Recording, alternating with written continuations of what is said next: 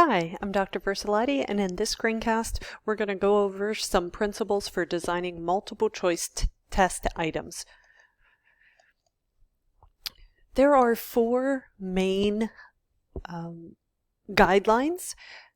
Design each item to measure a single objective, state both the STEM and options as simply and directly as possible, make certain that the intended answer is clearly the only one, and use item indices to accept, discard, or revise items. We're going to talk about the first three in this screencast. These three we should do with every test that we create in our classroom. Let's talk about the design each item to measure a single objective.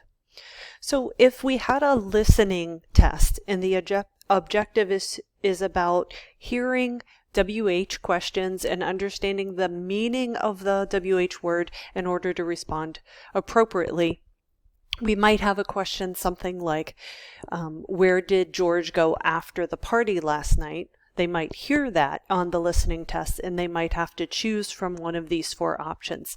Yes, he did because he was tired, to Elaine's place around 11.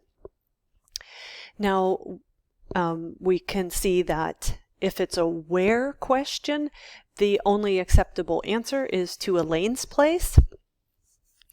And notice that all of these options are about the same length. One's not much shorter or longer than the other. And now that we have chosen the right answer, let's look at the other options, also called the distractors. So the first one is trying to get to if the person understands it's a WH question instead of a yes/no question. The second one is the answer if the question was why did George go?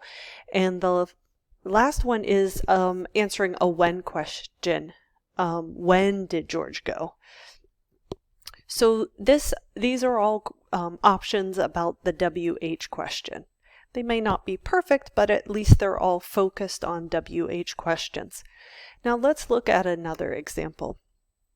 If this was a grammar test and the objective of this test item is to understand inversion in indirect questions, if we had a question that said, excuse me, do you know, and the options are listed here, where is the post office, where the post office is, where post office is, and where the mail office is.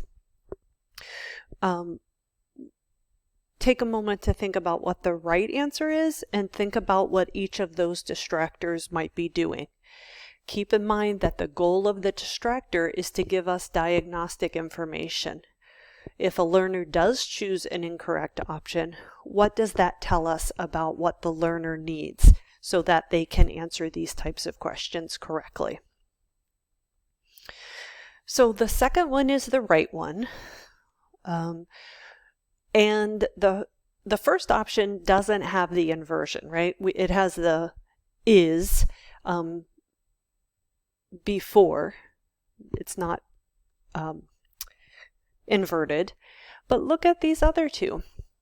C, the difference there is whether or not the article is used. So if that's chosen, you might get information about whether or not the student understands when to use the article.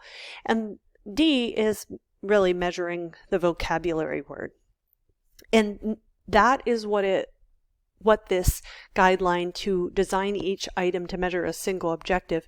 We don't want all of these things to be indirectly assessed. We want to focus, if we're focusing on inversion with indirect questions, then it should just be about that.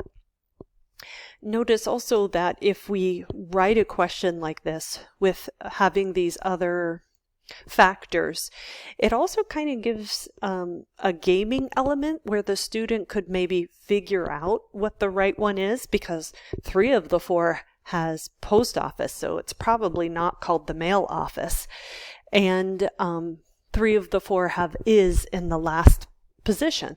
So maybe they can just kind of guess that that's the right one. So we don't want to, that's another reason why we want to pay careful attention to what each of the distractors are doing.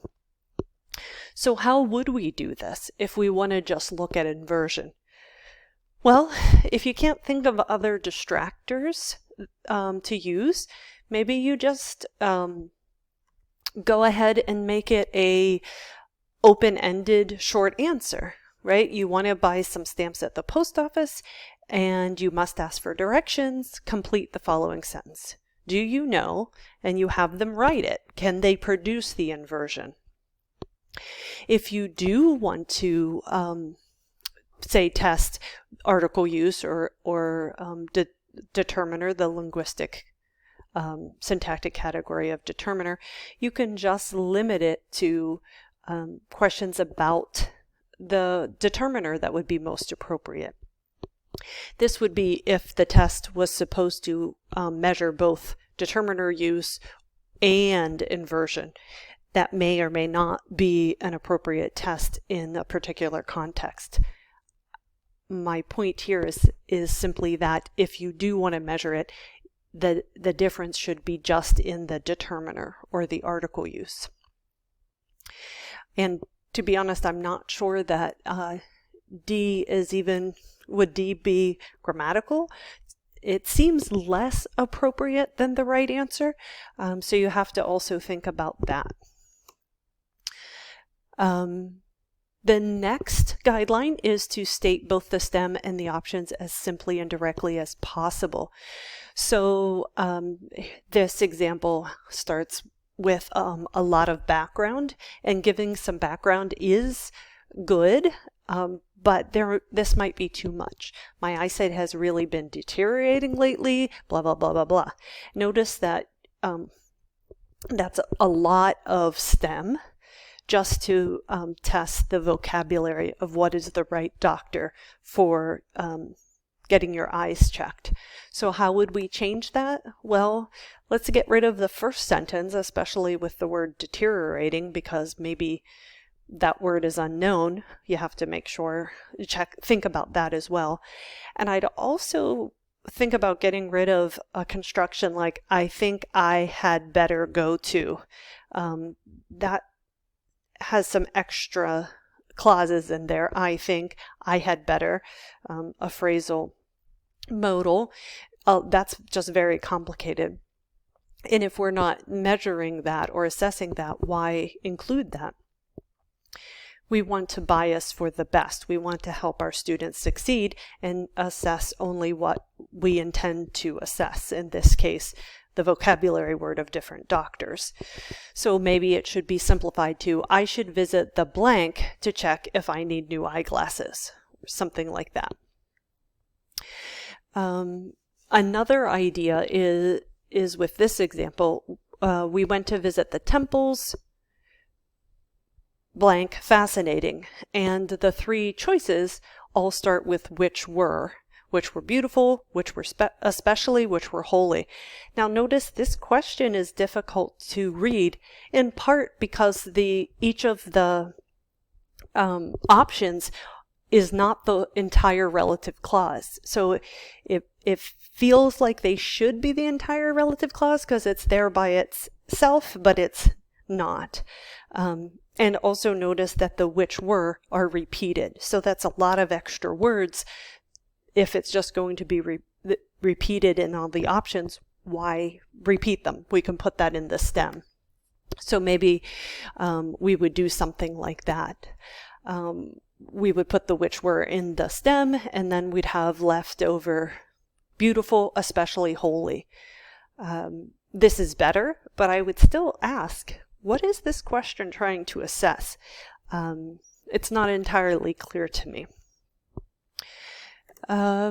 Let's go on to the third guideline.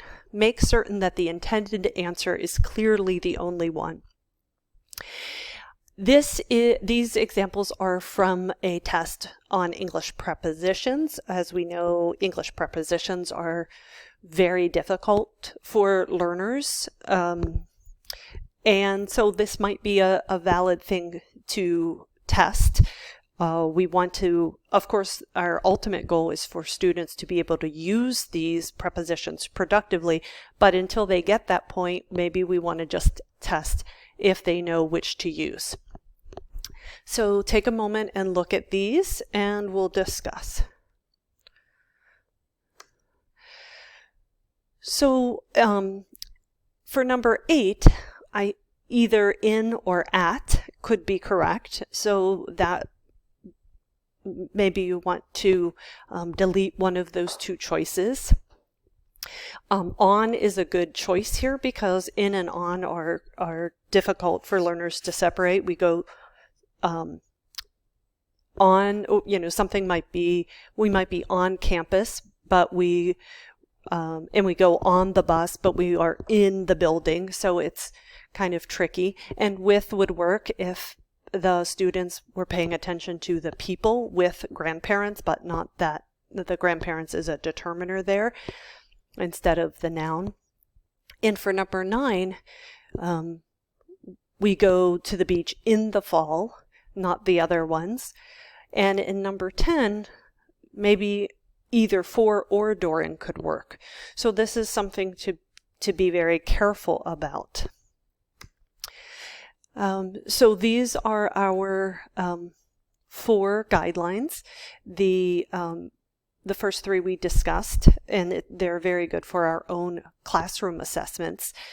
But it also gives us specific criteria to judge individual items, say on standardized tests. For instance, if more than one answer could be correct, we could specifically note that rather than to just say this test is bad. We can use the specific criteria in order to judge our own tests and also other tests that our students use. And does multiple choice questions have a weakness in that often teachers only use them to discuss knowledge level understanding, items that could just be memorized, like what is the capital, state capitals. But sometimes we could also, and that might be the goal, right? We want to assess factual knowledge sometimes. But multiple choice questions can also be written to assess higher order thinking, such as application, evaluation, and ranking. For instance, you could say which of the following multiple choice STEM and options, look at these and decide which is violated, right? So you have to know the 4 guidelines for designing multiple choice questions and read this example and see which one is violating it. Or we could ask something like, which test item would you be most likely to review and remove and why? And that can be done with a multiple choice question. I hope that this screencast has been helpful as you design multiple choice test items in your classroom.